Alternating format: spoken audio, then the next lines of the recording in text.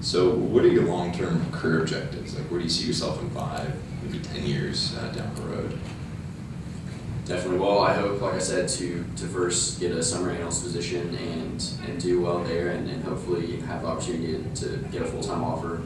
Then I kind of, it kind of depends on, you know, on how well the analyst program goes, and I've kind of always hoped that I would get into a bank that I would really like, and hopefully not just do the whole 2-year stint and then leave for something else. I kind of always envisioned myself as kind of being a lifetime banker and kind of, you know, hopefully going from analyst to associate to VP, and if I know that that's, you know, kind of a rare thing, but if I had that opportunity, that's kind of where I would see myself right now.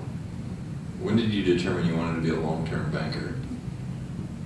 I mean, that's, like I said, I'd have to see how the analyst program went, and if I indeed liked as much as I think that I would. Right. But you said you've always wanted to be a long-term career banker, and I'm just asking when you determined that. Like, when did you come to that conclusion?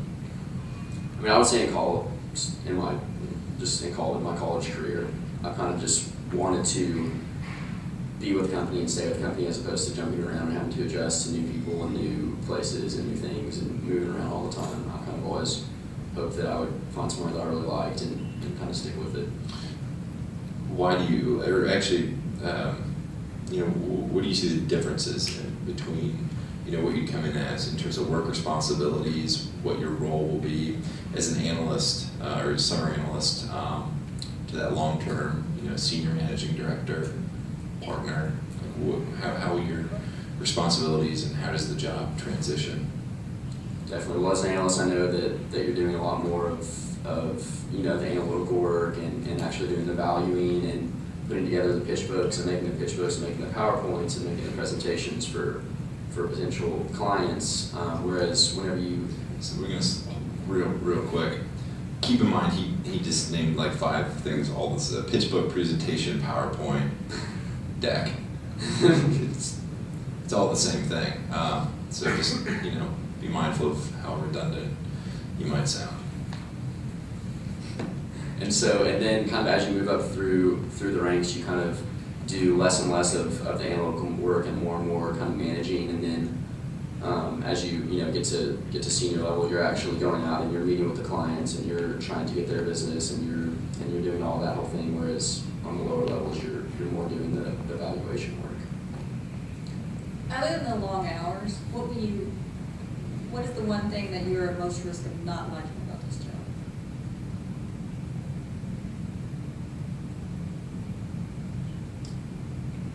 I have to think about this one for a second.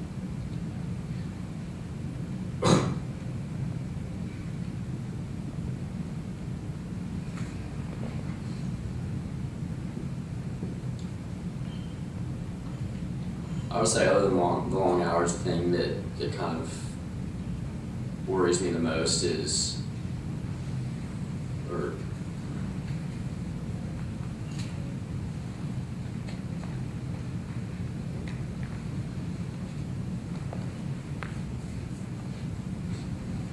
I honestly don't. That's the thing that worries me the most. I honestly don't have another answer until, you know, I get it and live that world. I don't. That's the hours are kind of the scariest part, I feel like.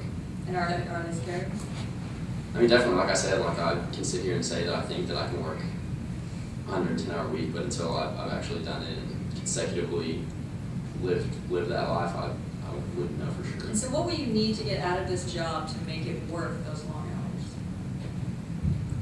I think that for me, just what I need to get out of it is to always constantly be moving and constantly doing new things.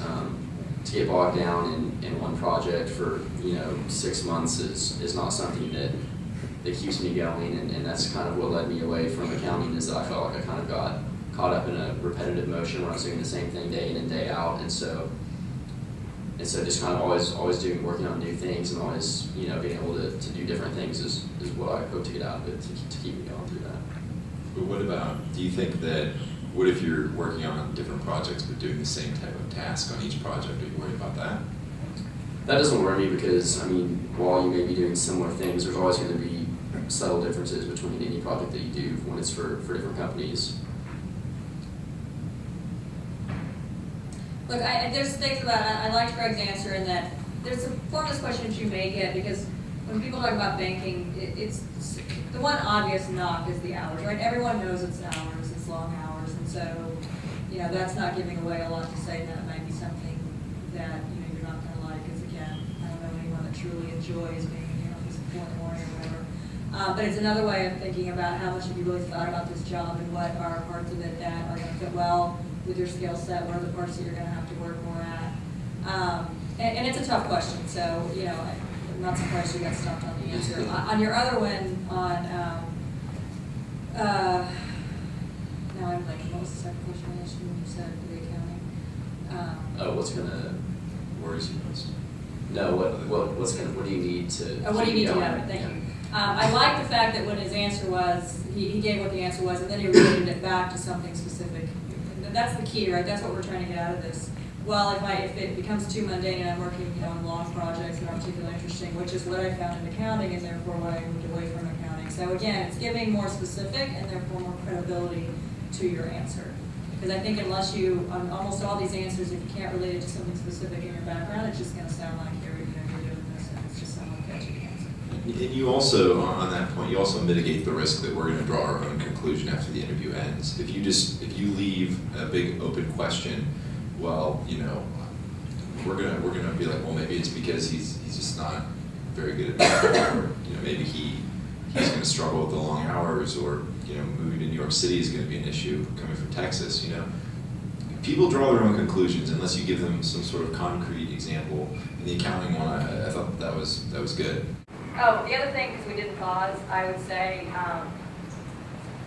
this is getting a little nitpicky, but the question on where do you see your career going? Look, you guys are 21, 22 years old. You're coming out of college. No one's expecting you to know what you want to do in 20 years, right? And so I think you have to be careful, because you might get the question and you might think that the answer the other person wants to hear is, I want to live, breathe, and die an investment banker. Unless your background clearly points to, you were, and I'll date myself on this, but you were, Alex P. Keaton, that was walking around as a toddler with a tie and a calculator, chances are you don't know that you want to be a career investment banker. And you don't have to be. All we're really trying to see is, where's the sense? I have no problem, especially at an undergrad level, of hiring someone as an analyst if I only believe they're probably going to spend 2 or 3 years in the business and go do something else. That's a perfectly valid career path. You may go to business school, you may go to private equity, you may go work for a company. All that's fine. I want someone that will, bust their butt for those 2 or 3 years they're working for me, and I want someone that's thinking about where they want their career to go. But probably what I might expect the answer that I can believe, because quite honestly I didn't believe your answer at all, was not quite sure. I know I like business, I like finance, I think investment banking is going to give me a great broad experience that, if I like it, I can see continuing that. But even if I end up thinking it's not a great fit long term, I know I'm going to get the skills that I can take away and go do a bunch of other things. Right? And so don't think that